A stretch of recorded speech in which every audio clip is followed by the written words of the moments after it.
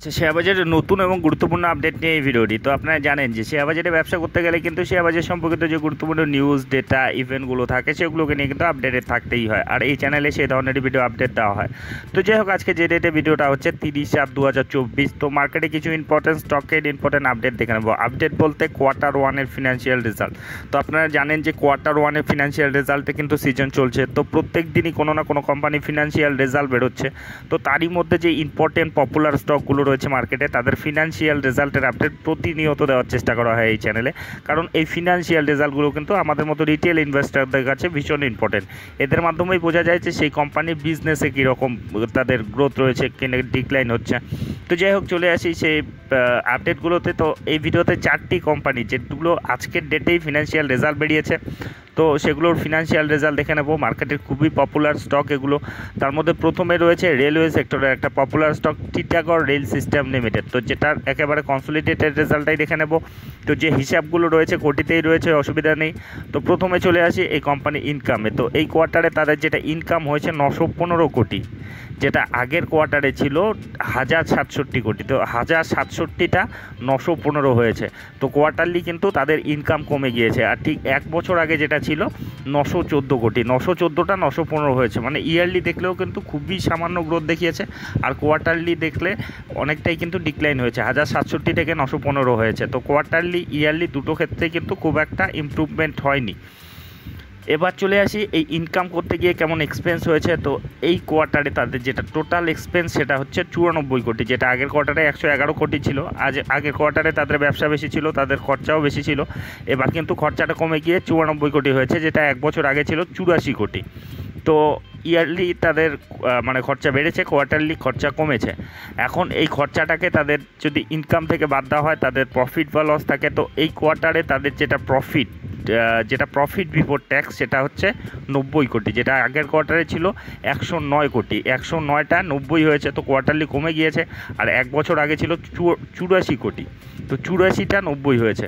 তো কোয়ার্টারলি 109টা 90 হয়েছে, তার মানে কোয়ার্টারলি কমেছে, কিন্তু ইয়ারলি দেখলে 84টা 90 হয়েছে। ইয়ারলি কিন্তু ইমপ্রুভমেন্ট রয়েছে।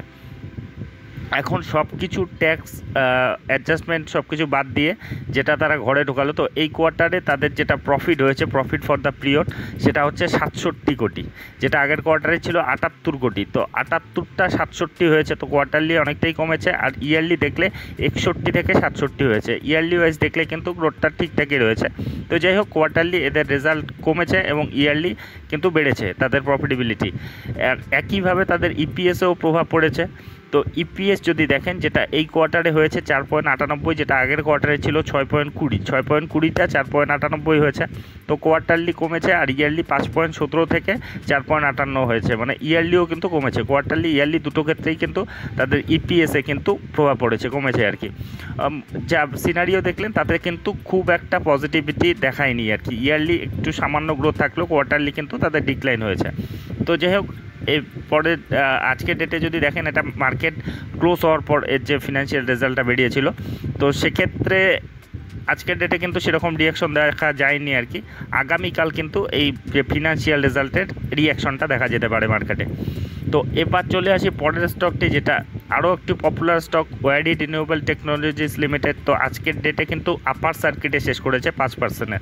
তো দেখে নিই আজকে এর ফিনান্সিয়াল রেজাল্টটা। তো এর ফিনান্সিয়াল রেজাল্টটা কিন্তু মানে মার্কেট ক্লোজ হওয়ার পরে বেরিয়েছে, সেক্ষেত্রে আজকে রিয়াকশনটা কিন্তু যে এই ফিনান্সিয়াল রেজাল্টের রিয়াকশন সেটা কিন্তু ধরা যাবে না। তো যাই হোক, চলে আসি তার যে হিসাবগুলোতে। তো যে হিসাবগুলো রয়েছে লাখে রয়েছে, আমি কোটিতে হিসাব করে বলবো। তো এই কোয়ার্টারে তাদের যেটা ইনকাম হয়েছে, কনসলিডেটেড রেজাল্ট এটাও আর কি, ইনকাম যেটা হয়েছে 239 কোটি, যেটা আগের কোয়ার্টারে ছিল 275 কোটি। তো 275টা 239 হয়েছে। তো কোয়ার্টারলি কিন্তু তাদের কমেছে, আর যেটা ঠিক এক বছর আগে ছিল 129 কোটি। তো 129টা 239 হয়েছে। ইয়ারলি কিন্তু ভালো রকম গ্রোথ দেখিয়েছে, কিন্তু কোয়ার্টারলি কিন্তু সামান্য ডিক্লাইন হয়েছে। তো ইয়ারলি গ্রোথ রয়েছে তাদের ইনকামে, কোয়ার্টারলি তাদের কমে গিয়েছে। এখন এই ইনকাম করতে গিয়ে তাদের এক্সপেন্স কত হয়েছে, তো এই কোয়ার্টারে তাদের যেটা এক্সপেন্স হয়েছে 199 কোটি, 200 কোটি ধরুন, যেটা আগের কোয়ার্টারে ছিল 203 কোটি, 203টা 200 কোটি হয়েছে। তো কোয়ার্টারলি তাদের খরচাও কমেছে, ঠিক এক বছর আগে যেটা ছিল 117 কোটি, সেখান থেকে কিন্তু অনেকটাই তাদের খরচা বেড়েছে। 117টা একেবারে 200 হয়েছে, আর কোয়ার্টারলি 203টা 200 হয়েছে। তো কোয়ার্টারলি সামান্য কমেছে, আর ইয়ারলি কিন্তু অনেকটাই বেড়েছে। তো এখন এই ইনকাম থেকে এই এক্সপেন্সটা বাদ দিলে তাদের যেটা থাকে প্রফিট বা লস, তো এটা প্রফিট বিফোর ট্যাক্স অ্যাডজাস্টমেন্টের আগে। তো এই কোয়ার্টারে তাদের যেটা পিবিটি সেটা হচ্ছে 39 কোটি, যেটা আগের কোয়ার্টারে ছিল 72 কোটি। তো 72টা 39 হয়েছে, মানে কোয়ার্টারলি কিন্তু অনেকটাই তাদের ডিক্লাইন হয়েছে। আর যেটা ঠিক এক বছর আগে ছিল 12 কোটি, তো 12 কোটিটা 39 কোটি হয়েছে। ইয়ারলি দেখলে কিন্তু দুর্দান্ত গ্রোথ রয়েছে, কোয়ার্টারলি আবার কিন্তু অনেকটাই কমে গিয়েছে। তো একইভাবে তাদের যে প্রফিটেবিলিটি আর কি ট্যাক্স অ্যাডজাস্টমেন্টের পরে সেটাও দেখে নিই। তো এই কোয়ার্টারের net profit for the period সেটা হচ্ছে 28 কোটি, যেটা আগের কোয়ার্টারে 51 কোটি ছিল, 51টা একেবারে 28 হয়েছে, মানে কোয়ার্টারলি কিন্তু অনেকটাই কমেছে। আর ইয়ারলি দেখলে 9টা কিন্তু 28 হয়েছে, মানে প্রায় 3 গুণ, মানে 300% কিন্তু তাদের যে প্রফিটেবিলিটি, প্রফিট আফটার ট্যাক্স, সেটা কিন্তু বেড়েছে। তো মিক্সড, এটা একটা মিক্সড পারফরমেন্স বলা যায়। তো কোয়ার্টারলি কিন্তু অনেকটাই ডিক্লাইন হয়েছে, আবার ইয়ারলি কিন্তু ভালো রকম গ্রোথ দেখিয়েছে। একইভাবে তাদের ইপিএসে প্রভাব পড়েছে, দেখুন যেটা এই কোয়ার্টারে হয়েছে 2.72, যেটা আগের কোয়ার্টারে ছিল 4.93, 4.93টা 2.72 হয়েছে।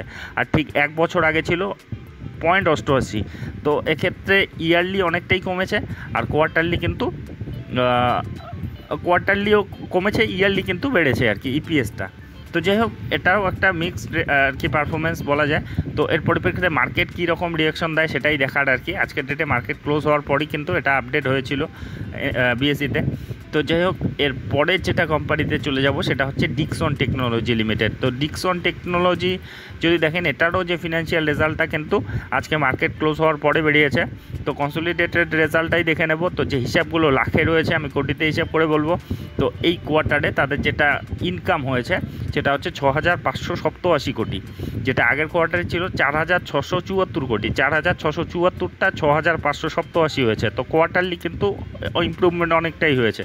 আর যেটা ঠিক এক বছর আগে ছিল 3274 কোটি, 3200টা 6500 হয়েছে, আর কোয়ার্টারলি 4600টা 6500 হয়েছে। তার মানে কোয়ার্টারলি ইয়ারলি দুটো ক্ষেত্রেই কিন্তু তারা ভালো রকম ইমপ্রুভমেন্ট দেখিয়েছে।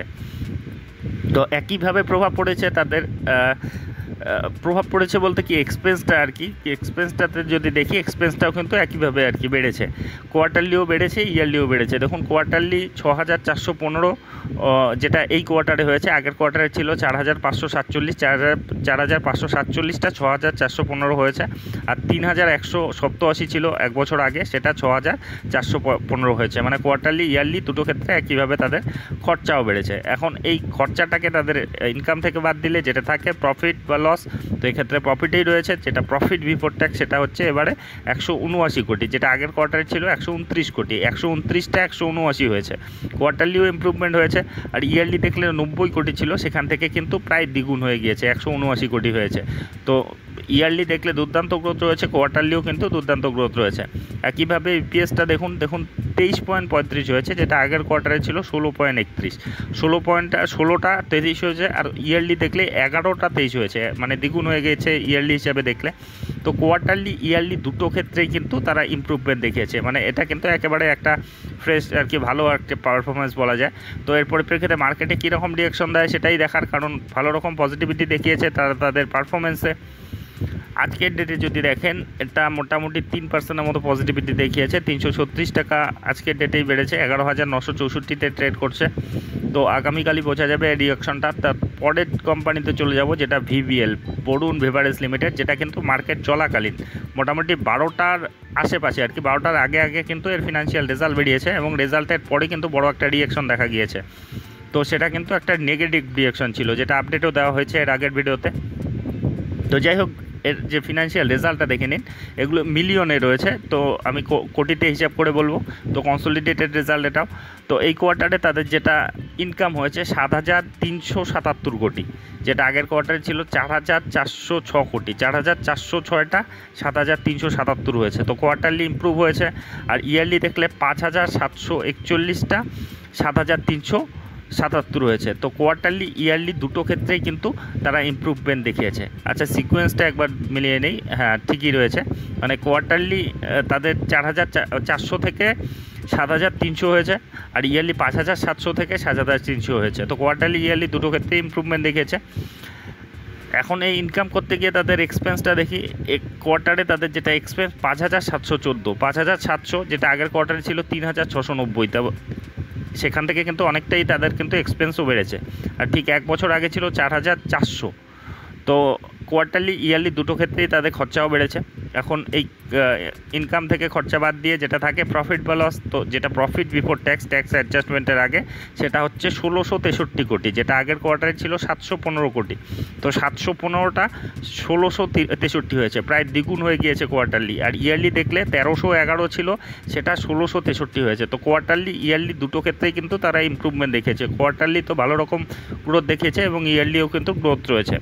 তো এখন যেটা প্রফিট আফটার ট্যাক্স আর কি সেটা দেখে নিই। তো নেট প্রফিট আফটার ট্যাক্স সেটা হচ্ছে 1261 কোটি, যেটা আগের কোয়ার্টারে 547 ছিল, 547টা একেবারে 1261 হয়েছে। তো অনেকটা ইমপ্রুভমেন্ট হয়েছে কোয়ার্টারলি। আর ঠিক এক বছর আগে ছিল 1005 কোটি, 1005 থেকে 1261 কোটি হয়েছে। তো একইভাবে ইপিএসও প্রভাব পড়েছে 9.64, যেটা আগের কোয়ার্টারে 4.14 ছিল, প্রায় দ্বিগুণ। আর ঠিক এক বছর আগে ছিল 7.65, সেখান থেকেও কিন্তু 9.64 হয়েছে। তো কোয়ার্টারলি ইয়ারলি দুটো ক্ষেত্রেই কিন্তু তারা ইমপ্রুভমেন্ট দেখিয়েছে। তো তারা যে গ্রোথটা তাদের রয়েছে এটা কিন্তু মানে সবচেয়ে বেশি কনসিস্টেন্সি কিন্তু দেখায় এই কোম্পানিটি, এর শেয়ার দরে বলুন, এর পারফরমেন্সে বলুন, তো সেটা কিন্তু অব্যাহত রেখেছে। তো এই ফিনান্সিয়াল রেজাল্টটার কিন্তু খুব একটা ভালো রিয়াকশন দেয়নি আজকে মার্কেটে। দেখুন যখনই এর ফিনান্সিয়াল রেজাল্ট বেরিয়েছে তারপরে কিন্তু একটা শার্প কারেকশন এসেছে, যেটা দিনের শেষে প্রায় 6%, 6.5%-এর মতো নেগেটিভিটি রেখেছে। 1576 টাকায় আজকের ডেটে 109 টাকা কমেছে। তো আরও দুটো পজিটিভ খবর রয়েছে, যে তারা মানে স্প্লিট ঘোষণা করলো 2:5 হিসাবে, মানে দুটো শেয়ার যার কাছে আছে সেটা 5টা শেয়ার হয়ে যাবে। আর একটা ব্যাপার হচ্ছে আরও একটা তাদের যে একটা ডিভিডেন্ড কিন্তু দিল, যেটা মোটামুটি 1 টাকা 25 পয়সা হিসেবে পার শেয়ার হিসাবে। তো সর্বক্ষেত্রেই কিন্তু পজিটিভিটি রয়েছে তাদের খবরগুলো হোক, তাদের যে ফিনান্সিয়াল রেজাল্টের মধ্যেও কিন্তু পজিটিভিটি রয়েছে, তা সত্ত্বেও কিন্তু এই কারেকশনটা এসেছে। তো এগুলো মার্কেটে হতেই থাকে। মার্কেট মানে যেটা ভাবা হয় আর কি, আমরা রিটেল ইনভেস্টররা যেটা ভাবি তার উল্টোটাই হয় মানে অনেক সময়। তো এক্ষেত্রে সেটাই দেখা গিয়েছে। তো যেটা অবশ্য স্বাভাবিক ব্যাপার, কারণ একটা প্রফিট বুকিং আসতেই পারে, সে ইভেন্টের জন্যই হোক আর যে কোনো কারণেই হোক, কারণ এটা একটা গত এক বছরেই 95% রিটার্ন আর 5 বছরে 1000% রিটার্ন দিয়েছে। যারা এত বড় রিটার্নে বসে রয়েছে তাদের ইচ্ছে হলে তারা কারেকশন মানে প্রফিট বুকিং করতেই পারে, এবং সেটাই হয়েছে। তো যাই হোক, এগুলো বড় যারা আর কি শেয়ার হোল্ডার, বড় প্লেয়ার, তাদেরই ব্যাপার স্যাপার। তো যাই হোক, এমনিতে তাদের কিন্তু গ্রোথটা কিন্তু অব্যাহত রেখেছে, তাদের বিজনেসে যেটা গ্রোথের ধারা রয়েছে সেটা কিন্তু সুন্দর রয়েছে। তো যাই হোক, এই আপডেটগুলি নিয়ে এই ভিডিওটি ছিল। তো এ ধরনের ভিডিও যদি আপনাদের উপকারে লেগে থাকে তবে অবশ্যই চ্যানেলটি সাবস্ক্রাইব করে রাখবেন। আর ভিডিওটি শেষ পর্যন্ত দেখার জন্য ধন্যবাদ।